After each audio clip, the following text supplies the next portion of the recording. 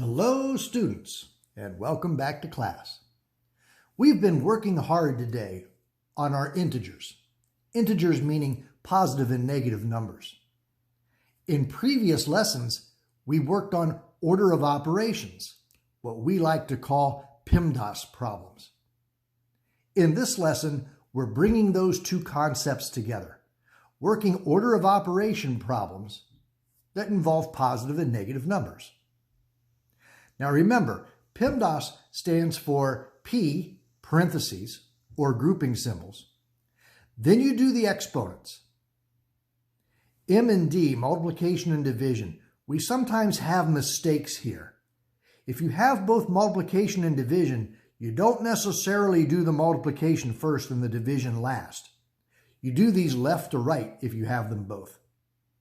Same thing with addition and subtraction. We do these last, and if we have them both in the same problem, we like to go left to right.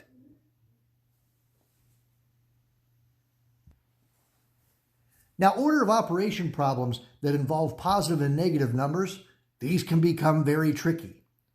We're going to take our time, try to stay organized. We know we're going to make some mistakes, and that's okay. We'll get a little bit better at them each day. Let's try number one. When I look at number one, I see multiplication and addition. I know I have to multiply before I add. I'm multiplying a positive times a negative. 5 times 9 is 45. And when I multiply with one negative, my answer is negative. Now copy the rest of the problem. Now we're adding.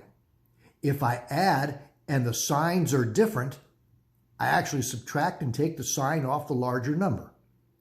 I'm adding, the signs are different, so I'll subtract and take the sign off the larger number.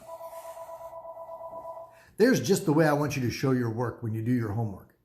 Write the problem down, work your way down the page. No equal signs. If you can make your work into that nice triangle shape, now that's how you know you're showing your work perfectly. Let's try number two.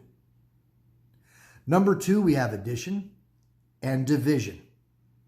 I know division happens before addition. I must start with the division. I'll go 6 divided by 3. That's 2. And copy the rest of the problem.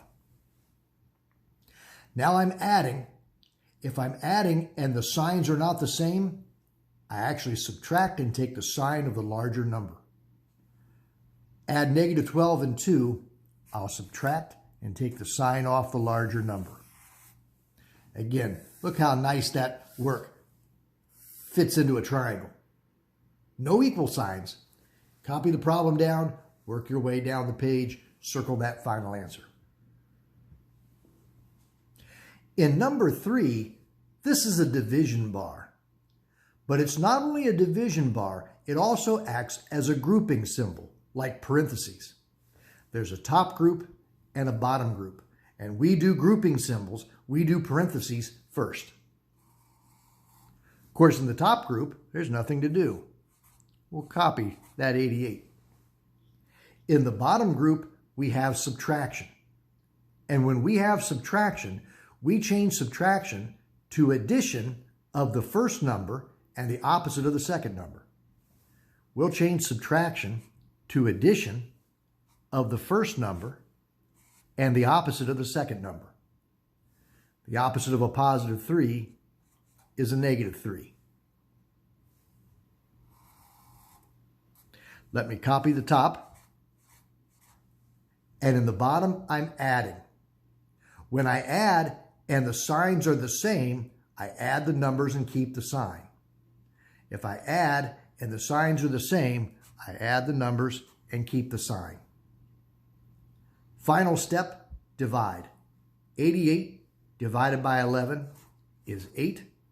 And when I divide with one negative, my answer is negative. Got it. Now, some of you are going to leave a step out on a problem like this. Some of you can go straight from here all the way to here. You say negative 8 minus 3 is negative 11. If you can do that in your head, this line here is optional. Number 4, let's think PEMDAS. I see multiply and subtract. I know multiplication happens before subtraction. I'll multiply 5 times negative 3. 5 times 3 is 15, and when I multiply with one negative, my answer is negative. Let me copy the rest. Now I've got a subtraction problem. When we subtract, we change it to addition of the first number and the opposite of the second number. Subtraction is addition of the first number and the opposite of the second number. What's the opposite of negative 12? Positive 12. Now I'm adding, and if I'm adding and the signs are not the same, then I subtract and take the sign of the larger number. I'm adding, the signs are not the same, so I subtract and take the sign of the larger number. Got it.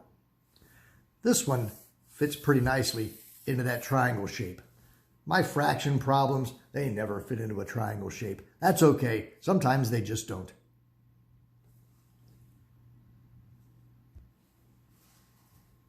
Number 5 is a busy looking problem. I see multiply, subtract, multiply, add. I know multiplication happens before addition and subtraction. Let's take care of all multiplications. 8 times 6, 48. 3 times 5, 15. Copy the rest. Now this next step is optional. When I see subtraction, I like to change subtraction to addition of the first number and the opposite of the second number. Subtraction is addition of the first number and the opposite of the second number. What's the opposite of 15 is negative 15. Now this is addition. We like addition. We'll keep the addition. And copy. Now we have nothing but addition.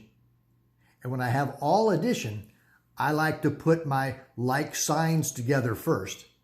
Let's combine this negative 15 and negative 20 is negative 35. Now when I add 48 and negative 35, since they have different signs, I subtract. Take the sign off the larger number. That one was complicated. Here comes number 6. In number 6, there's no grouping symbols, but there is an exponent. We should take care of this exponent first. Now this is very tricky. Let me come down here onto scrap paper. Negative 2 to the 4th power. I'm going to copy the 4 minus, and I want negative 2 to the 4th power. Now, if you can do this in your head, you do this in your head. Negative 2 to the 4th power means negative 2 times itself 4 times. 2 times 2 is 4. 4 times 2 is 8. 8 times 2 is 16. And there's 1, 2, 3, 4 negatives. That's an even number of negatives, so that's a positive 16. What did I just do? I copied the 4, I copied the minus, and negative 2 to the 4th power, I came off onto scratch paper and figured out that that's equal to 16. Now I've got 4 minus 16. We like to take subtraction and change it so that we're adding the first number and the opposite of the second number. What's the opposite of positive 16? Negative 16. Now when we add and the signs do not match, we subtract, take the sign off the larger number. This is a problem where you can actually leave a step out. If you can go straight from here to here, if you see that 4 minus 16 is negative 12, changing subtraction to addition is something you can do in your head and not bother to write it down on the paper. These have been challenging problems. When you do your homework, maybe not a bad idea to copy the homework problems down and then go back and watch the video again while you're doing your homework. You can watch part of the video and pause it and then work the homework problem and then go back and forth between the two and use the video as an aid or as notes as you go. Let's try number 7. This one's got absolute value in it and an exponent. Here's something that's true about absolute value though. Absolute value acts like a grouping symbol. It's like parentheses. We do parentheses first. Let's work in the absolute value first and copy the rest. Inside of the absolute value, I'm adding -3 plus 7. When I add and they have different signs, I subtract and take the sign off the larger number. Now, absolute value changes everything into a positive number. The absolute value of 4 is just 4. All right, I've worked inside of the grouping symbol. Next up is exponents. Let's take care of this exponent. I'll copy the 4 times. I need 3 squared. 3 times 3, that's 9. 4 times 9, 36. Hey, look at this one. There's that nice triangle shape. No equal signs.